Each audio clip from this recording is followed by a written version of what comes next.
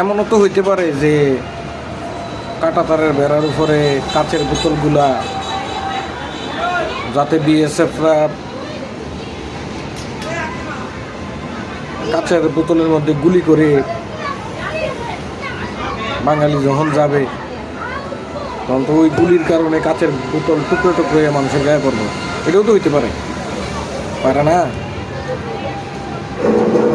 আন্তর্জাতিক সীমানা আইন লঙ্ঘন করে একদম শূন্য রেখার শেষ অংশে দেয়া কাঁটাতারের বেড়ায় এবার কাঁচের বোতল ঝুলিয়েছে ভারতীয় সীমান্তরক্ষী বাহিনী বিএসএফ। বেড়া দেওয়ার 6 দিনের মাথায় বুধবার দুপুরে বেড়ার 4 থেকে 5 গজ পর পর একটি করে খালি কাঁচের মদ ও সফট ড্রিঙ্কসের বোতল বেঁধে ঝুলিয়ে দেয় তারা। এ নিয়ে সীমান্ত এলাকার মানুষের মধ্যে নতুন করে আতঙ্ক দেখা দিয়েছে। কয়েকদিন থেকে আমরা বর্ডারের জনগণ একটু আতঙ্কায় আছি এই বিরোধীকে টাকা দেওয়ার কারণে, কিন্তু হঠাৎ করে দেখতেছি আজকে আবার বোতল টাঙিয়ে দিচ্ছি জায়গায় জায়গায়। এই বোতল দেওয়ার কারণে কিন্তু আমরা ওই আগে যেটা বলছিলাম, বোতল দিব, বোতলের মধ্যে যখন গুলি করবো, বাঙালি হেনে গেলে বোতলে গুলি করবো, বোতল ভাঙ্গিয়া মানুষের গায়ে পড়বো।